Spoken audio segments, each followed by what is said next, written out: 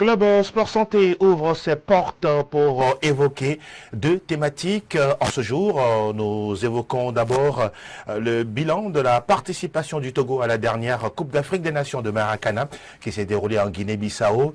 Le Togo n'a pas pu réaliser son rêve de récolter la médaille d'or, mais est tombé au niveau des portes des quarts, non plutôt des demi-finales. On fera le bilan justement de cette participation et surtout, n'oublions pas que le Togo a décroché sa participation pour la prochaine Coupe du Monde. Voilà. Et on aura le temps également d'en parler avec l'un des patrons de cette fédération. Nous évoquons également les éliminatoires de la Coupe du Monde 2026 à la J9. Le Togo à la maison qui a tenté de battre la RDC, mais ça n'a pas été le cas. Les Léopards repartent avec 3 points dans leur escarcelle et qui continuent d'espérer, pourquoi pas, une prochaine participation à la Coupe du Monde depuis 1974. Mais nous, on rappelle que le Togo va jouer sa dernière journée à Djouba, au Soudan du Sud. Ce sera lundi. On aura le temps, en tout cas, de parler également de cette rencontre. La voilà pour le menu de ce jour. Merci de rester des nôtres. On commence tout de suite avec le Maracana Actu National.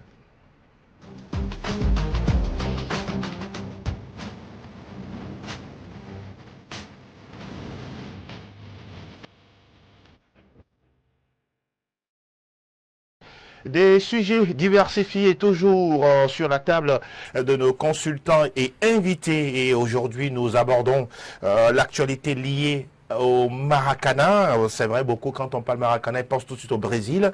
Mais là, on parle beaucoup plus d'une discipline sportive qui est développée au Togo depuis déjà de nombreuses années. Nous avons d'abord sur ce plateau Charles D'Ernesto, qui est notre confrère de tous les lundis et samedis. Bonjour Charles, et encore une fois, merci d'être à nos côtés. Bonjour Angelo et bonjour chers téléspectateurs. Comment vous portez-vous aujourd'hui? Ça va? En pleine forme, hein? C'est la grande forme. C'est la grande forme. Pas peut-être la grande forme du côté de la FETOMA, mais on aura le temps de prendre des nouvelles, bien sûr, de cette fédération avec M. Tom Fay Karou, qui est le secrétaire général de la Fédération togolaise de Maracana. Tom Fay, bonjour et merci d'être sur ce plateau. Bonjour Ange, bonjour à toutes et à tous. Merci de nous inviter dans votre émission. C'est le minimum. Nous espérons que vous êtes bien rentrés, en tout cas de Guinée-Bissau, avec bien sûr tout ce que le public sportif sait déjà. Il est vrai, oui, le Togo devrait aller chercher l'or en terre bissau-guinéenne, mais ça n'a pas été le cas. Déception, frustration, colère, où vous prenez tout avec fair play pour justement démarrer. Et une fois encore, merci à la télé SOS Docteur TV de nous recevoir ici.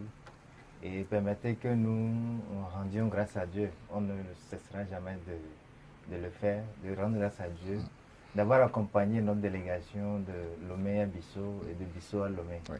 Vraiment, nous rendons grâce à Dieu.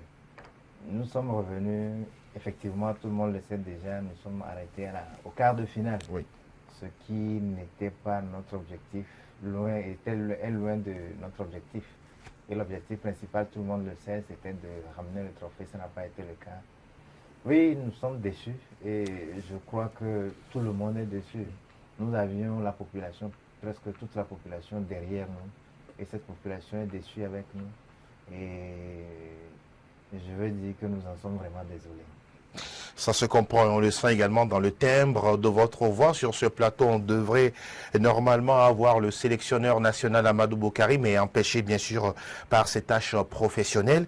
Alors, Karou Tom Fay, pour revenir un peu en amont concernant les préparatifs de la sélection des éperviers maracaniers, vous reconnaissez, vous donnez justement le quitus comme quoi la sélection a été mise dans les meilleures conditions pour se préparer avant ce rendez-vous continental.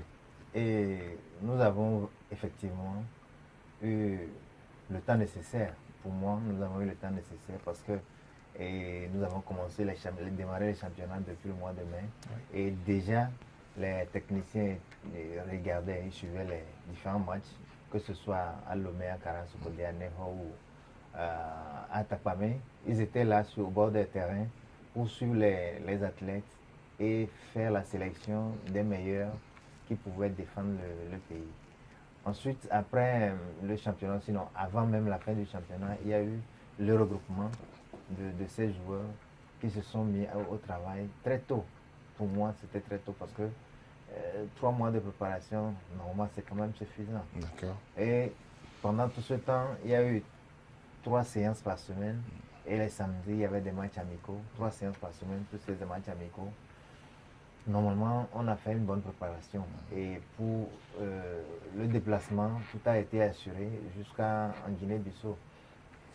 Parlant du volet préparatif, à mon avis, tout a été assuré. Avant de continuer dans nos discussions, dans nos échanges, pour comprendre au mieux, en tout cas, les raisons de cette élimination précoce, on pourra le dire ainsi, du Togo. Charles, vous aviez été présent lors de la conférence de presse dans les locaux d'un des partenaires de la Fédération togolaise de Maracana, sinon le premier partenaire. Au lendemain de l'annonce de cette élimination, surpris ou pas surpris, pour vous, ou bien cette équipe de la Guinée était au-dessus de nous, bien le Togo pour vous à un moment donné, vous avez compris certaines choses qui ont concouru à cette élimination? Non, déjà difficile de dire les événements qui ont concouru à cette élimination. Vous savez, pour les grandes compétitions, parfois vous perdez sur de petits détails. Je l'ai dit lors de notre précédent passage Oui, ici, oui. que pour les grandes compétitions, lorsque vous êtes une équipe qui encaisse et que vous devez courir derrière l'égalisation, il va arriver à un moment donné où vous allez encaisser et ne pas pouvoir égaliser. Et je pense que c'est ce qui est notamment arrivé en phase de poule face au Mali d'abord. On s'est dit, OK, que l'équipe était déjà qualifiée, c'était une façon de revoir l'effectif au niveau du sélectionneur. Mais malheureusement, face à la Guinée, je pense que la même situation s'est encore reproduite. Oui. Et là, on a couru derrière le score parce que la Guinée avait marqué, le Togo a égalisé et après on a pris 2 buts. On a réduit à 3-2 et puis finalement on n'a pas pu faire le 3-3 pour aller aux séances de tir au but. Ça arrive parfois, je pense que l'équipe togolaise s'était bien préparée, mais également parfois sur certaines rencontres, il y a de ces petits détails qui font la différence et je pense que c'est ce qui nous est arrivé. La déception est grande un peu partout, même chez les sélectionneurs. Plusieurs jours après cette élimination, il est toujours déçu. Oui. Il se pose toujours la question d'où est venue effectivement cette faille-là pour qu'on puisse tomber. Mais je pense que pour les grands sportifs, on peut tomber. Et le plus important, c'est de savoir très rapidement se relever et poursuivre la bataille. Je pense qu'il y a la Maramonde dans une année. Exactement. Et puis on va s'y préparer pour. Vivement. Et vous parliez tout à l'heure du sélectionneur. C'est vrai, vous n'êtes pas le sélectionneur. Mais à vous entendre tout à l'heure sur le plan physique, on sait très bien que le Maracana, c'est un jeu qui va très très vite. Et dans les contacts, même si ils sont peu privilégiés, il y a l'arbitrage qui est là. Mais sur le plan physique, le Togo était au point. Oui, c'est ce que je disais tout à l'heure. Pendant les 4 mois, le préparateur physique a fait son travail. Il a essayé de faire de son mieux pour mettre les joueurs à niveau. Et parmi ces joueurs, il n'y a pas un joueur qui était blessé. Un des cadres, par exemple, qui était blessé. Non, ils étaient tous en forme. Voilà. Bon, il y a eu un blessé au cours du match contre le Mali, Oui. qui a un peu chamboulé les plans, mais tous étaient presque en forme. Voilà. Et il est difficile d'expliquer, comme l'autre l'a dit, d'expliquer qu'est-ce qui a réellement été la raison qui nous a empêchés de franchir cette étape très difficile d'expliquer. Peut-on dire aujourd'hui que dans cette poule-là, le Togo s'est vu un peu trop beau? C'est vrai qu'il y avait le Cameroun, il y avait le Sénégal, il y avait la Guinée-Bissau. Bon, il y avait également le Mali. Mais ce sont des adversaires à la hauteur ou à la portée de la sélection togolaise. Aujourd'hui, le Maracana jouait partout. Ce n'est plus une chasse gardée pour la Côte d'Ivoire, pour le Togo. Vous voulez dire qu'il ne faut plus se baser sur des noms? Du tout. Il faut jouer, il faut démontrer sur le terrain. Parce que si vous avez suivi nos matchs, ils nous ont été tous difficiles. Il n'y a pas eu un seul, surtout le premier match. Le premier match, je pense au Cameroun, il fallait au tir au but. Voilà, on est allé au tir au but avant de pouvoir passer. La Guinée-Bissau, encore un peu plus facile. Là, vous êtes passé à 5-0. Voilà. Contre le Sénégal, vous avez 1-0. 1-0, c'est un but sur penalty aussi qu'on a eu à marquer. Et maintenant, on est venu tomber face au Mali. Une équipe du Mali que moi, j'ai suivi avec beaucoup d'admiration parce que ils ont su jouer. Ils avaient des athlètes qui ont répondu sur le terrain, qui ont pu tenir tête à notre sélection que nous considérons comme étant l'une des meilleures. Pour parler toujours de l'équilibre des forces, Charles, oui, dans cette poule-là, il est vrai, le Togo est passé devant le Cameroun, passé devant la Guinée-Bissau, mais vous insistez le fait que le Togo ayant perdu face au Mali, sûrement que côté mental, il n'y a pas eu ce réglage-là, ou bien vous voulez dire autre chose à travers votre interprétation? Non, mais moi, je vais dire autre chose. Vous savez, lorsque vous êtes à 3 victoires sur 4 possibles, Oui. la victoire, disons que la qualification pour la seconde étape est acquise. Donc, face au Mali, je me dis peut-être l'entraîneur, il a voulu faire reposer, puisque les matchs s'enchaînaient finalement à partir de la deuxième journée. Les matchs s'enchaînaient et il a voulu faire reposer peut-être certains joueurs pour privilégier d'autres. Mais je pense que face à la Guinée, c'est un peu difficile puisque j'ai eu la chance de discuter un peu avec le sélectionneur. Lui-même, il n'arrive pas à comprendre parce que je lui ai posé la question que la Guinée était arrivée en retard. Exact. Et la Guinée joué tous ses matchs en a retard. fait chambouler le programme. Carrément. Et en principe, en termes de fraîcheur physique, le Togo devait être mieux loti que la Guinée. Mais difficilement, lui-même, il n'arrive pas à comprendre exactement ce qui s'est passé avec cette équipe. Mais quand même, il fait comprendre qu'il faut reconnaître qu'au Maracana, on ne peut pas dire que c'est la défense qui a manqué ou bien c'est l'attaque, parce que tout un bloc qui monte et qui descend. Donc, certainement qu'il y a eu une faille quelque part et qu'il faut corriger. Je pense que avec cette compétition, le staff technique a eu le privilège d'avoir ne serait-ce que les images de toutes les équipes qui ont participé. Je pense que pour les prochaines fois, on doit continuer d'apprendre à travers les images, le comportement de chaque joueur, le comportement en phase offensive, en phase défensive. En perte de balle. Voilà, on va voir la réaction des adversaires. Je pense qu'on va se préparer en fonction de ces éléments-là pour le futur. Sinon, l'élimination du Togo face à la Guinée, ça pose toujours... C'est surprenant. C'est surprenant. On se pose toujours la question d'où vient exactement cette défaite, puisque la façon dont l'équipe s'est préparée pour la compétition, et puis une équipe qui est arrivée en retard, qui a joué de façon enchaînée ces rencontres, et puis qui vous cloue au pilori comme de cette façon. Je pense que c'est difficile. Mais bon, pour le futur, il faut continuer à travailler. Heureusement que l'entraîneur a dit que les joueurs sont conscients. Eux-mêmes, en tant que membres du staff technique, ils sont conscients de l'élimination et qu'il faut continuer à travailler pour relever les défis. Tamfay Karou, sans être dithyrambique à l'endroit justement des autres sélections, est-ce qu'on peut dire que le Maracana togolais régresse? Regresser, je ne vais pas le dire. Pas du tout, ça ne regresse pas. On a perdu sur un match. Un match, c'est celui de la Guinée qui nous fait que revenir à la maison plus tôt. Est-ce qu'on déduit par là que nous régressons? Non, pas du tout.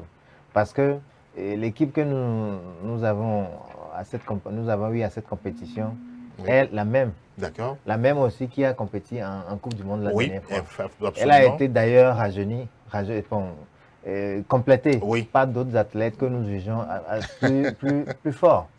Et donc, ça, le Maracana ne regresse pas du tout. Nous avons perdu un match qui nous a fait perdre toute la compétition, certes, mais le Maracana togolais ne regresse pas encore.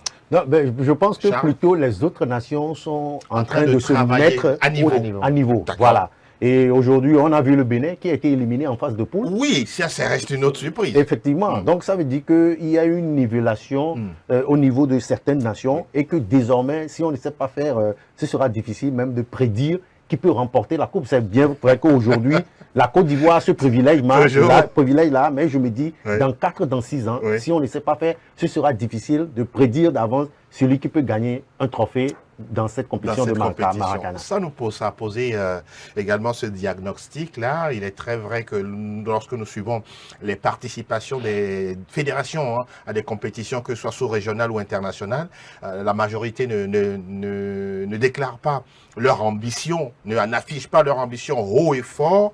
Au niveau de la FETOMA, vous avez été confiant, vous l'avez dit haut et fort, que nous allons pour chercher l'or. Quand vous êtes là aujourd'hui, vous regardez dans le miroir, vous vous dites que vous avez fait une erreur de communication, vous ne devez pas sortir ça, ou bien, oui, il y a d'autres arguments. Non, est-ce qu'il faut aller à une compétition en disant que, bon, je vais pour être battu? Non, pas du tout. Si on dit qu'on l'a trop crié, peut-être, mais dire que pourquoi on a dit qu'on allait pour gagner, non, je ne pense pas. C'est vrai, D'aucuns disent, même hein, en le disant, oui. il fallait peut-être suivre avec un travail psychologique, avec les joueurs Pourquoi pas? qui seront sur le terrain. Mais vous l'avez pas fait. On ne l'a pas fait. Oui, On l'a pas fait. Le coach a tenté de faire sa part, mais ça n'a pas été ça n'a pas suffisant. marché, d'accord. Mais dire qu'on a trop crié, c'est ce qui nous a coûté ce résultat. Je crois que ce n'est pas 100% vrai. D'aucuns affirment, dans les années antérieures, vous alliez à la Maracane sans faire bruit, vous reveniez toujours avec quelque chose pour le Togo. Et cette fois-ci, ce n'est pas le cas. Oui, on se demande, coïncidence. est-ce que c'est parce que on s'est mis dans la lumière ou bien comme on s'est, je sais pas. Vous vous êtes mis la pression? Non, pas la pression. Est-ce que parce D'accord. on a dit tout haut partout que nous allons à cette compétition. Maintenant que nous sommes plus en lumière. si vous Voilà, voulez dire, que oui, nous bien sommes sûr, vous êtes plus en lumière sous les projecteurs. et que c'est pour ça que nous sommes revenus bredouilles. Si c'est le cas, Oui. est-ce que ça veut dire qu'il fallait se cacher de certaines personnes? Pas forcément. Pas du tout d'ailleurs. D'accord. Parce qu'on s'est mis en lumière pour les Togolais, pour nous tous Togolais. Oui. On a pensé ramener quelque chose pour le Togo. Et si derrière. C'était il des faut- pensées positives. Des pensées positives. Voilà. Est-ce que derrière il y a des pensées négatives Pas du tout. qui nous tirent vers le bas? Hmm. Je ne veux pas le penser. Et donc je pense que se mettre en lumière avant de partir, ce n'est pas une mauvaise chose. Charles, revenons justement sur l'aspect comme, bon, c'est-à-dire cette déclaration, oui, bien sûr, il y a beaucoup de fédérations qui souvent font les choses en sourdine. Quelle est votre interprétation sur le sujet? Non, mais moi, je l'ai toujours dit que c'est l'absence de moyens financiers qui fait qu'au départ, beaucoup de nos sélections Oui. ne se prononcent pas D'accord. sur leur ambition Oui. par rapport aux différentes compétitions. Et cette fois-ci, je pense que le SIG l'a dit tout à l'heure, l'équipe a travaillé dans les meilleures conditions.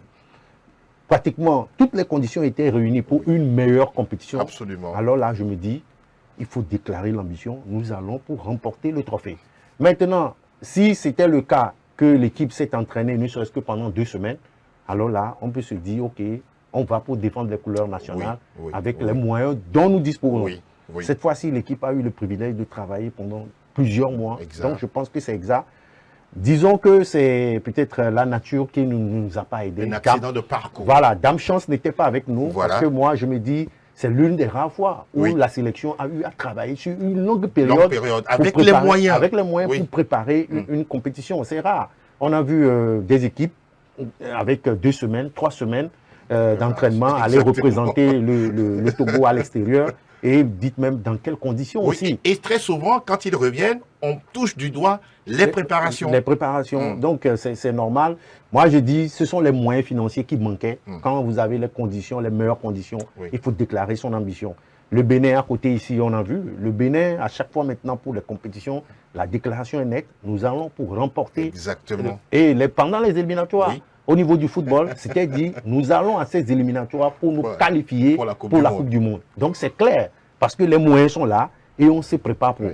Cette fois-ci, avec le Maracana, les moyens étaient là. Mais bon, disons que Dame Chance n'était pas avec la De l'autre sélection. côté. Eh ben, mais je le dis, il faut se préparer pour la Maramonde parce que désormais, Exact. on est attendu sur toutes les compétitions que nous Absolument. aurons à disputer. On a été 3e à la Maramonde. Je pense qu'il faut toujours être dans les meilleures conditions pour aller chercher le mondial. C'est possible. Vous le dites si bien. Et ça nous permet, bien sûr, de faire cette transition vers voilà, la compétition supérieure à la Maracane. On parle de la Maramonde qui va se dérouler au Cameroun dans 1 an, sinon dans moins d'1 an. Et là, justement, la bonne nouvelle, c'est que le Togo, étant quart finaliste de la Maracane, décroche son ticket pour la Coupe du Monde de Maracana. Ce sera la 2e édition du nom. C'est du satisfait. Il faut que le Togo soit là en tant que 3e de la dernière édition. Bien sûr. L'année passée, nous avions participé à la première édition. C'était la toute première. Et les conditions pour participer à la 2e édition, c'était ça. Il fallait être qualifié au moins pour les quarts de finale. Et le Togo l'a fait. Nous y serons avec notre titre de 3e Oui. de la dernière médaille de bronze. compétition. Médaille de bronze, Médaille de bronze. exactement. Et j'espère que tout le travail que nous allons faire à la suite de cette mauvaise prestation, Oui. si je peux l'appeler ainsi, nous permettront là maintenant de faire mieux, d'aller très loin dans cette Coupe du Monde. C'est vrai, les autres nations, Oui. les autres pays sont en train de travailler, sont en train de niveler, de relever le niveau dans le Maracana. Mais il nous appartient aussi de travailler Il travaille, davantage absolument. pour creuser encore les cas et garder notre niveau, sinon aller plus loin. Il est vrai qu'on n'est pas dans le secret des dieux, mais la Fédération togolaise de Maracana va déjà mettre en place une planification. Je vais parler de compétition, d'activités, en tout cas que ce soit ici ou à l'intérieur du pays, histoire d'avoir encore peut-être, qui sait, un génie, voilà, ce joueur génie-là, comme on l'a connu un peu dans le football avec chez Emmanuel Adebayor, par exemple, avoir un joueur qui sort du lot, capable sur une action, voilà, pour faire la différence. Bon, je dis n'importe quoi, mais bon, c'est des choses également qui sont capables, Bien qui sont sûr, possibles, bien pardon. sûr. Et puis, si vous avez écouté le sélectionneur il y a quelques jours, il disait il demandera au bureau de pouvoir organiser plus de compétitions. Voilà. Et je suis d'accord avec lui que ce sont les compétitions qui vont permettre de révéler Exactement. des joueurs et comme lui-même les appelle, des oiseaux rares qui vont permettre de renforcer cette sélection. C'est vrai, on va le faire. Le président l'a déjà dit d'ailleurs que le championnat va commencer un peu plus tôt cette saison, sinon la saison prochaine.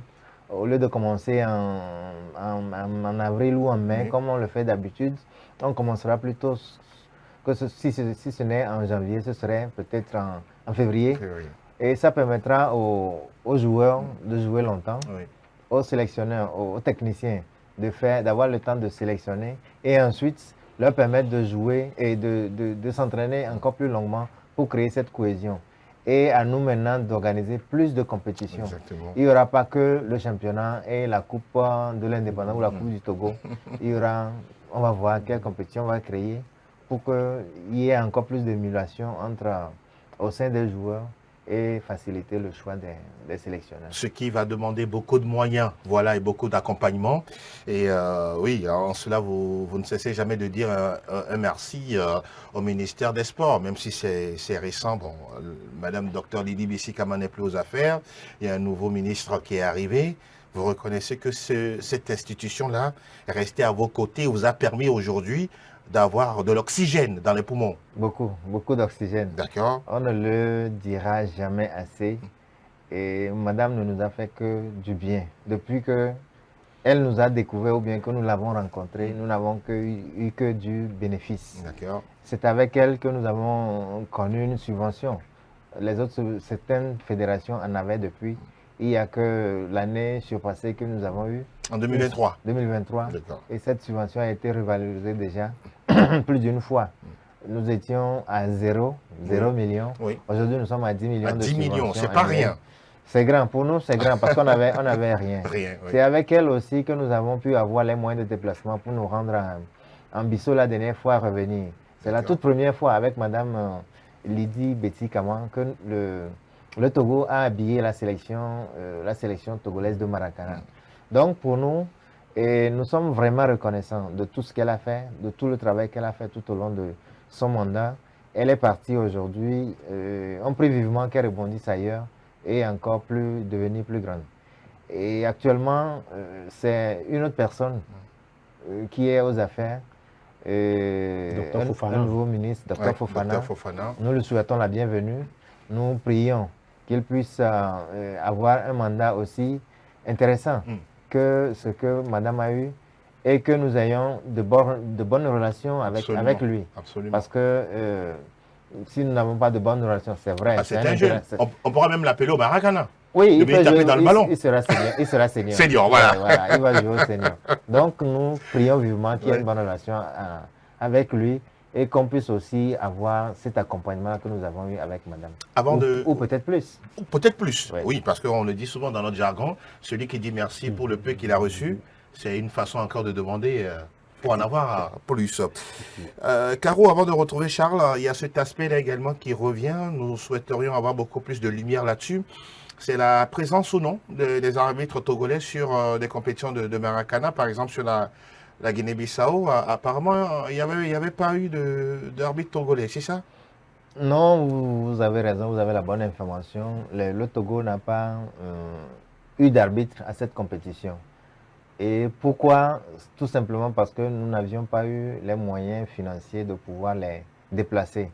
Et ça, je crois que c'est l'une des faiblesses de la Fédération internationale de Maracana.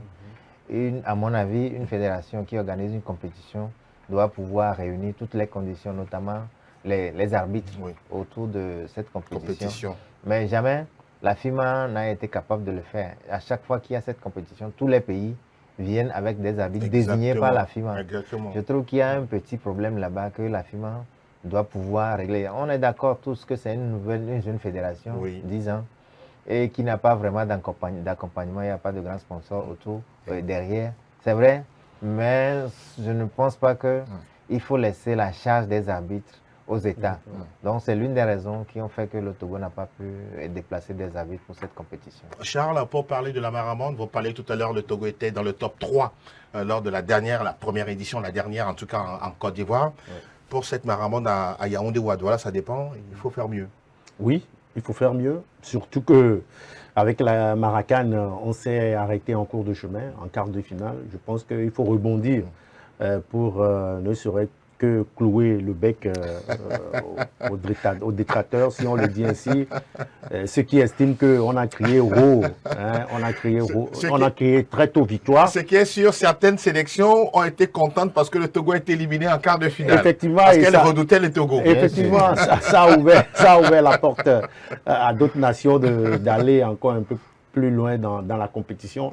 Mais je pense que, quoi qu'on l'a dit avant le démarrage même de la Maracane, la Côte d'Ivoire et le Togo sont des nations qui sont vraiment craintes par les adversaires. Parce qu'étant pionnier de la discipline, maintenant pour la Maramonde, on sait qu'il y a d'autres nations comme la France, le Brésil, le Canada qui donne du fil à retordre à ses adversaires également. Je pense que on a déjà eu une première expérience. On va partir de cette expérience-là pour nourrir des ambitions pour notre seconde participation. Comme je l'ai dit aujourd'hui, la technologie nous aide beaucoup.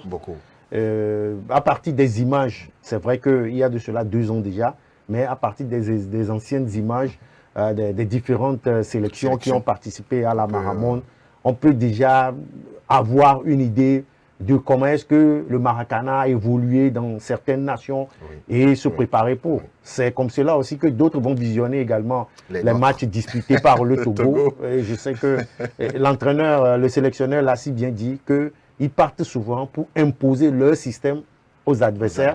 Et je pense que c'est également un atout pour notre sélection.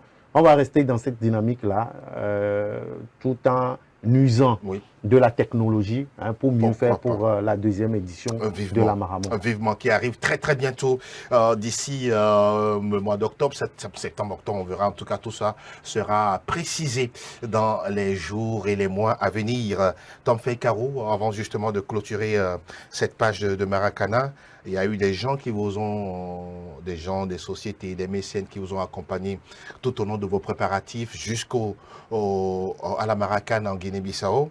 Si vous devez regarder dans cette caméra et leur dire un grand merci, c'est le moment. Oui, merci de nous tendre la perche, c'est ça? C'est ça. Voilà. Même si on n'est pas au soir à la perche. Voilà. Nous voulons d'abord nous être désolés pour le résultat que nous avons ramené. Et malgré les efforts qu'ils ont faits, tous ceux qui nous ont accompagnés, malgré les efforts qu'ils ont faits pour nous amener, pour nous mettre dans les conditions qu'on puisse aller et revenir, on n'a pas amené un bon résultat comme on l'aurait souhaité. Nous leur disons vraiment merci. Merci et espérons qu'ils seront encore avec nous et qu'on puisse pousser le Maracana togolais encore plus loin. Madame n'est pas là, n'est plus aux affaires. Nous lui disons merci. Nous disons merci à ses collaborateurs. Je parle de Madame Lydie Bessikama. Elle n'est plus aux affaires. Nous lui disons quand même merci pour tout ce qu'elle a fait. Notre souhait était de ramener ce trophée au moins pour toute la population togolaise, mais aussi pour Madame, pour lui dire merci pour ce qu'elle a fait pour nous. Ça n'a pas été le cas. Nous disons quand même merci. Merci à ses collaborateurs. Merci à toute personne, toutes ces sociétés qui ont accepté de nous accompagner. Et merci à vous, à tous les médias. À tous les médias, qui absolument. nous ont accompagnés aussi pour qu'on puisse aller et revenir. Nous espérons rebondir, ça c'est sûr, pour la prochaine fois. Vivement. Et un grand merci également à la diaspora togolaise qui était en Guinée-Bissau derrière cette sélection-là. Et sans oublier les membres du bureau exécutif justement de l'instance fêtière qui s'occupe du Maracana. En tout cas, beaucoup de courage à vous. Et surtout, assez de succès pour l'avenir. Merci. Et c'est tout ce qu'on souhaite en tout cas. Et nous, on sera là pour en parler avec joie et enthousiasme. On va se permettre une pause jingle. Et derrière, Maracana Football, il n'y a pas une trop grande différence, même si on se retrouve tout à l'heure.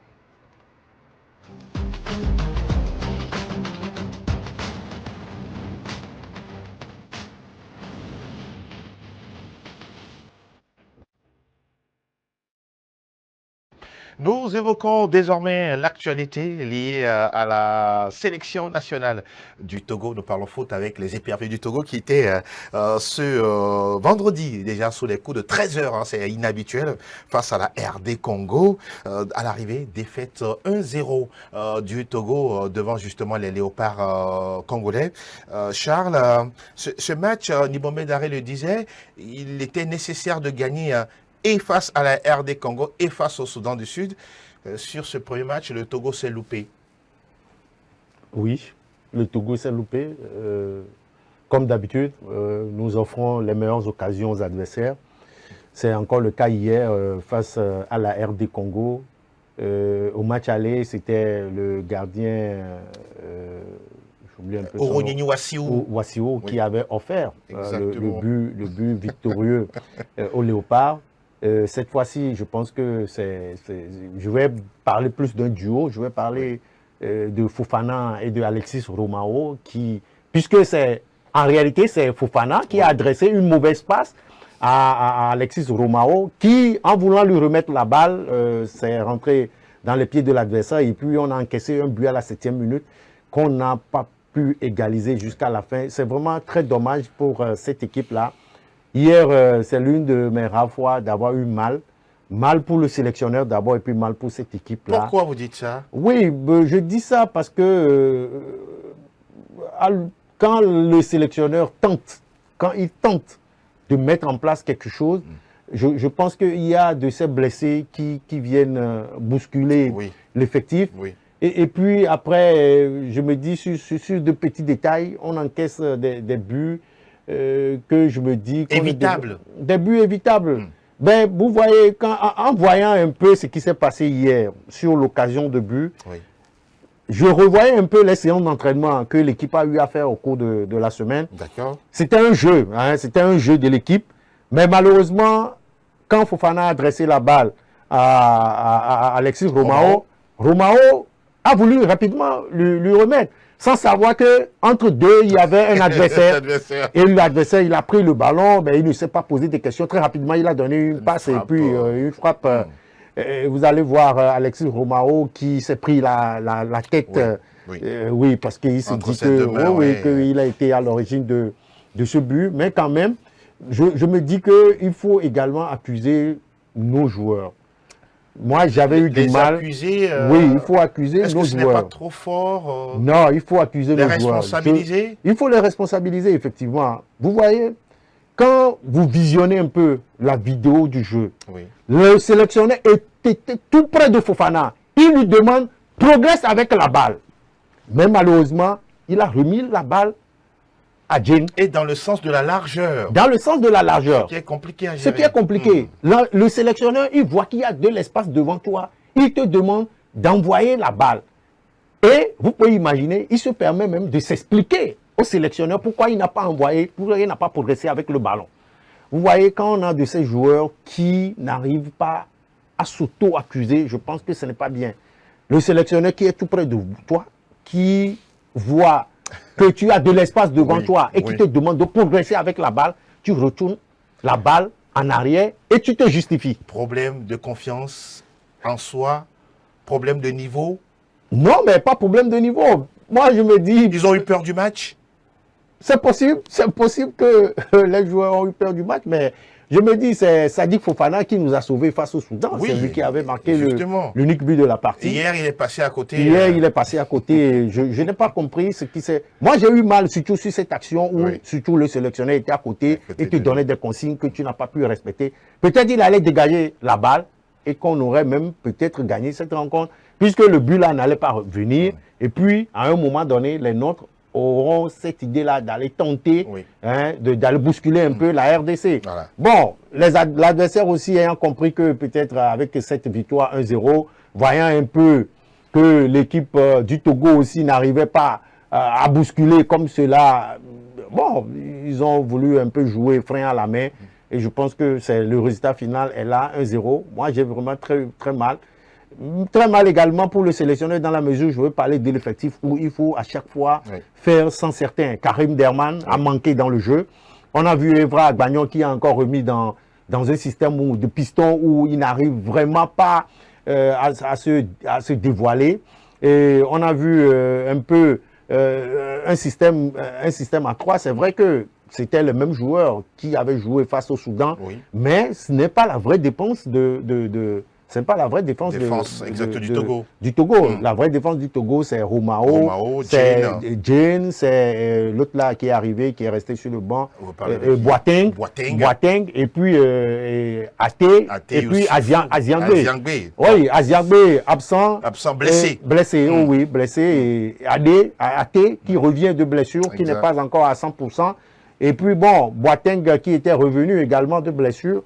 Donc on a voulu continuer avec l'équipe qui était en place, mais je pense que, à vrai dire, ce système à 3 avec Fofana, Kevin Bouman et Jane, je pense que ce système-là ne répond pas. Pour l'instant. Alors dites-nous, comment vous avez trouvé cette équipe de la RD Congo?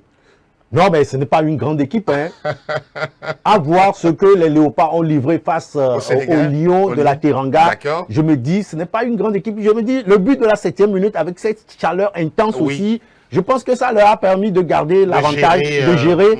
C'est ce que, et aussi, ils se disent que, bon, les nôtres aussi ne proposent pas quelque chose d'efficace devant.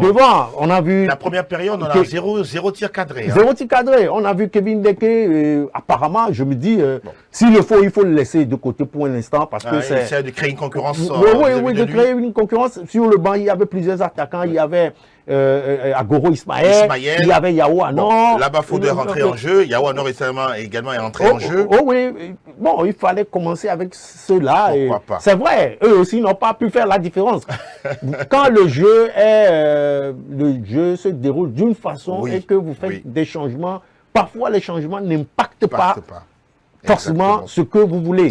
Mais vous pouvez également avoir cette chance-là que ces changements-là puissent également changer le déroulement du jeu. Mais hier, je pense qu'on est resté dans un système qui ne nous a pas du tout aidé à aller bousculer l'équipe congolaise. De la RD Congo entraînée par Sébastien Desabre. Avant de parler des autres pays qualifiés bientôt pour justement cette Coupe du Monde, parlons justement des blessés. Il n'y a pas eu Karim Derman, Kodjo Aziangbe. Ce sont des éléments qui nous ont manqué. Oui, ce sont des éléments qui ont manqué. Vous savez, Karim Derman est un joueur neutre. Quand je dis un joueur neutre, c'est un joueur qui se permet de faire tout ce qu'il veut sur le terrain. Même jouer en défense aussi. Oui, il joue à tous les postes. C'est-à-dire que c'est un milieu que vous pouvez très vite revoir sur le flanc, très vite qui peut venir défendre également, qui parfois aussi en fait de trop en gardant la balle pour ne pas libérer très rapidement aux attaquants. Et expose la défense. Voilà, donc c'est un joueur, c'est un pion qui a manqué à Daré Nibombe hier. Et moi je dis, quand vous voyez un peu Roger Aholou, il joue de façon stéréotypée. Voilà le mot. C'est un joueur, c'est-à-dire il joue comme un robot, c'est-à-dire ce qu'on l'a dit de faire. C'est trop standard. C'est trop standard. Je pense que ça n'a pas également permis d'aérer le milieu de terrain. Alexis Romao, on le connaît, il fait toujours son job, même si à l'origine du but, il a fait son job comme il fallait. Et par après, je pense qu'il a le jeune Vous parlez de qui? Didier Thibault? Non, un milieu de terrain qui le remplace assez souvent, qui était également sur le banc, son nom m'échappe un peu. Bon, je pense qu'il commence par avoir également un remplaçant. Oui, mais il y en a quand même. Vous voulez parler de Kennedy Boateng était là, il y avait Marouna Amevo qui est rentré, Samsodine Ouro. Vous voulez parler d'Ismaïa Oro Agoro, Amdan Oro Ayeva, Isaac Monglo et David Enen. Non. Voilà les joueurs qu'on avait sur la liste de Nimombe Daré. Non, mais il y avait un jeune également. Titulaire? Non, il était sur le banc hier. Hier? Oui. Ah bon? Par Marouna Amevo, Kennedy Boateng, Samsodine Ouro. Samsodine Ouro, voilà. Je pense que c'est un jeune également qui est en train de monter petit à petit, parce que généralement c'est lui qui remplace Alexis Romao. Je pense que c'est notre futur Alexis Romao. S'il, en tout cas, en club, il maintient son niveau, je pense que dans un an, on entendra parler de lui. Oh oui, on entendra parler de lui. Ben, Aziagbe, je pense qu'Aziagbe a beaucoup manqué à l'équipe. Surtout sur les phases offensives. C'est un joueur qui monte beaucoup et puis qui sait défendre également. Je pense que ce sont des éléments vraiment qui ont manqué encore hier à cette sélection. Mais ceux qui étaient là n'ont pas démérité. Mais aujourd'hui, je pense que le réel problème du Togo, c'est plus en défense et puis plus en attaque. En défense, on encaisse. En attaque, on n'arrive pas à marquer. Comme hier. On va parler des autres pays qui ont déjà leur ticket pour la prochaine Coupe du Monde sur le continent. Bien sûr, il y a déjà le Maroc, la Tunisie, l'Algérie et l'Égypte de Mohamed Salah qui se sont déjà qualifiés. Mon cher Charles, vous êtes complètement d'accord? Je suis d'accord avec... ce sont des habitués de la Coupe du Monde. Le Maroc, la Tunisie, l'Algérie, l'Égypte, ce sont les pays maghrébins là-bas. C'est-à-dire que le football est tellement développé, le sport même dans son ensemble est développé, c'est toute une économie du sport qui est en train d'être développée dans ces nations-là. Et je pense qu'il faut forcément que nous aussi, pays de la côte, nous essayons de copier un peu ces nations, surtout le Maroc aujourd'hui, qui a investi dans les infrastructures sportives. À chaque fois, lors des journées FIFA, tout le monde se dit qu'il y a une mini-canne au Maroc, parce que le Maroc accueille pratiquement une dizaine de rencontres d'équipes africaines. C'est beaucoup. L'Algérie est habituée, la Tunisie, qui en tout cas a refait son équipe pour revenir au meilleur niveau. L'Égypte aussi qui ne manque plus. Il y a le Sénégal aussi qui est pratiquement qualifié. Le Sénégal qui a largement battu hier le Soudan du Sud. En déplacement d'ailleurs, même 5 buts à 0. 5 buts à 0, je pense que c'était le plus important et pour maintenir la tendance en tant que leader de notre poule B. Derrière, il y a le Bénin aussi qui est sur une bonne note. Qui rêve, tout comme le Cap Vert également. Tout comme le Cap Vert, mais il peut y avoir de ces surprises. C'est possible. Où certaines nations vont manquer cette Coupe du Monde, notamment l'Afrique du Sud, le Nigeria, qui sont en difficulté.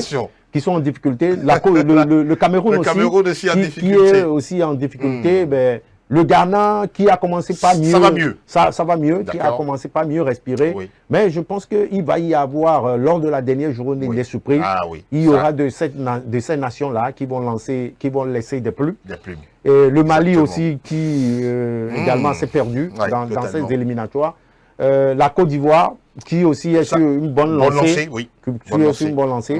La 10e journée sera vraiment très décisive, pour plusieurs nations. En tout cas, on se retrouvera dans quelques jours, pour ne pas dire lundi, à partir de 12h30, justement, pour évoquer ces matchs décisifs dans les différentes poules, justement pour aller chercher le strapontin pour la prochaine Coupe du Monde 2026 qui va se dérouler aux États-Unis, au Canada et au Mexique.